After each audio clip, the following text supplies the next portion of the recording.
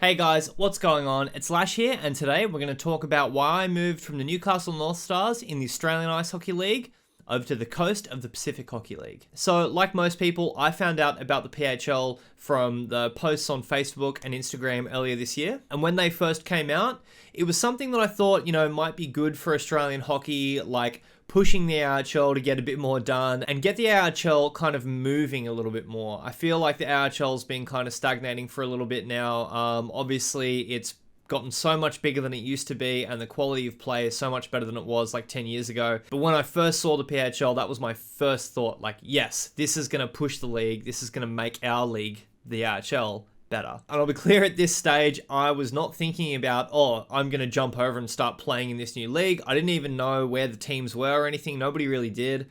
And my thought was, well, there won't be a team in Newcastle at all because the North Stars owner is like one of the directors on the AHL. So I was like, well, this isn't going to be in Newcastle, so it's not really concerning me in that way as far as playing. Nevertheless, like most people, I was really interested in what was going on. And the story of how I actually got there really can be boiled down to three main parts. First thing that kind of opened the door for me to potentially go there, if all the conditions are right, was the PHL's vision. So obviously when it came out, and it was for the players, by the players, talking about more teams, expanding the league, establishing it as a legitimate semi-pro league, and really focusing on building the community, building the market, building the league as something that people know about outside of kind of like the niche fan base that it is now, and bringing in like New Zealand into our competition and having way more teams and more spots, more opportunity,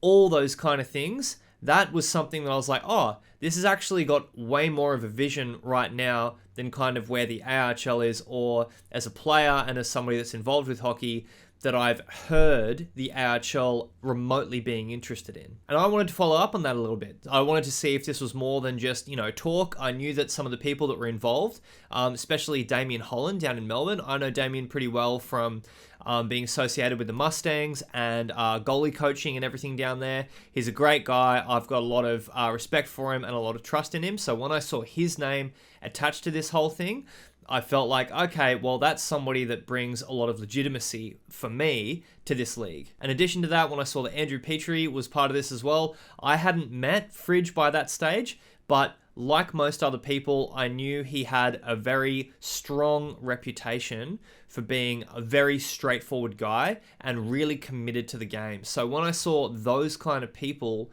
heading this thing up, it really made me kind of look at it in a different light. So then I followed up with a couple of people that were associated with the league. At first, I was just wanting to do a video about it and, learn a bit more about it. But after I did speak to people and get a bit more of an idea about the direction which the league was going and where they wanted to go, which is pretty much aligning with what they'd said in the first place, it really did make me realize, well, I want the sport to grow. I don't want the sport to be the way it is. One day I would love it if it was a fully professional league. I would love in 10 years' time to go down to a game, somebody's there going, oh my God, you used to play in that league? Like, how were you that good? And then me be able to say, well, back when I played, it was nowhere near as good as this. That would be my dream come true for Australian ice hockey. I believe that building the sport in general and getting kids and new people into the sport, you really have to make an amazing product on the premier level, like with rosters, with arenas, with the way that it's displayed and the way that it's kind of marketed to everybody as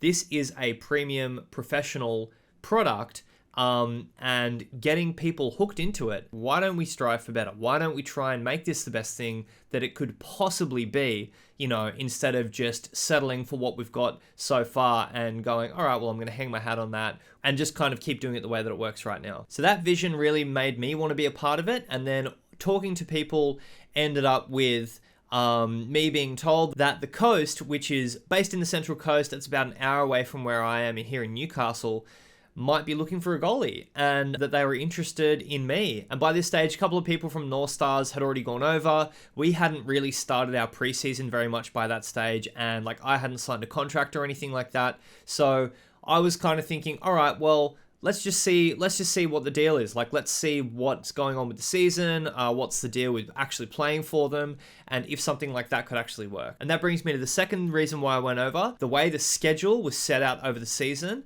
and how that was a better fit for me with my family than playing in the AIHL. So if you follow the PHL, you'll see that our schedule was released the other day. So the PHL season is set up a little bit differently than the AIHL season. So the AIHL season typically starts on a long weekend at the start of April, and it ends on the first weekend in September. During that time, we play every single weekend, usually except for the one weekend that has the All-Star game, but no All-Star game this year. And in the very initial communications from the team, we were told you'll be playing every single weekend. Any weekends that aren't filled by the potential for Perth not to be playing, we will be playing an exhibition game or exhibition weekend against Brisbane or the Central Coast. I'll just clarify, that is Brisbane and Central Coast AIHL teams, which magically have just started happening this year after years and years and years of, people trying to get them off the ground. Not talking about the Coast and the Rampage, which are PHL teams in those cities. And we'll compare that to the PHL,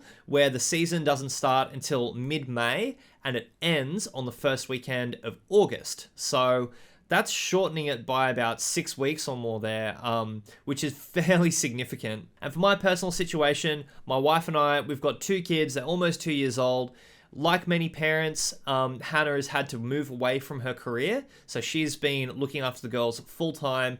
I work full-time. So for a whole entire season, for me to be going away on weekends and doing other stuff, and Hannah's looking after the girls all week, and then she's looking after them on the weekend again, and then all week again, and not just having kind of breaks in between there, it's really, really difficult. And I feel like as a father and as a husband, I've got a responsibility to try and give her as much time off as I can, and as well spend as much time with the girls that I can. And like, trying to get the balance of that and hockey right is very important to me. So I had the opportunity there of still playing semi-pro elite hockey, except shorten the season out and lessen that impact on my wife and kids. So when I made that realization that I can still do the thing I love, but I can help out my family at the same time by lessening the impact on them, it was pretty much a deal done. But there were so many other things involved in this equation, especially with me for my connection with the Northstars. Like, I've grown up in Newcastle. I played for the Newcastle Northstars when I was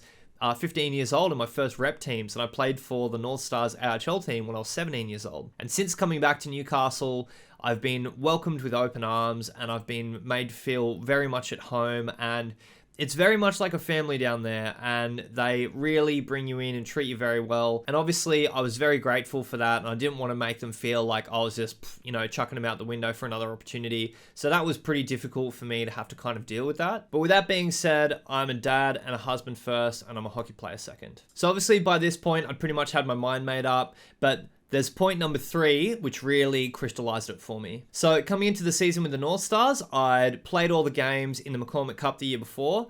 I was feeling really good. I feel like I'm playing the best hockey that I've ever played. But as most goalies in Australia experience, you'll be coming into the season, you'll think you'll be in one spot, and then all of a sudden somebody else shows up, an import comes in or something like that, and you're down the bench. So I approached somebody at the Northstars wanting to find out exactly what was going on, because I hadn't really had that chat with anybody yet, and I didn't know if there was going to be another guy coming in. And when I had that chat, I found out that there would be another goalie coming into Newcastle for this season, and that goalie was going to be the starter, and I was going to be the backup. They said they were still keen for me to play games, but the Coast, on the other hand, were offering me a starting spot, and they were very clear about that, with making the whole thing work logistically with me going down to the Central Coast and playing instead of just in Newcastle. And so I was pretty confident with the way they'd spoken to me and what we'd talked about and the arrangements that we'd come to, that me being in the Coast was starting, and then obviously Northstars I'd be backing up. So that obviously changes it again to that largest season that I'd potentially have in Newcastle only includes, 6 games or something like that. And that shorter season that's better for the family, I might be playing 18 out of 20 games or whatever, like who knows. But I knew that I'd be playing more games in the Coast than at Newcastle. That pretty much sealed the deal for me on a hockey front. So then I thought about the opportunity that I had at the Coast. There hasn't been a AHL team there, I think, since 2004. So that's 8 years. And they've been screaming out to get a team back in the AHL pretty much since then. I don't think there's been much minor hockey there either. They're just kind of rebuilding that whole system at the coast right now.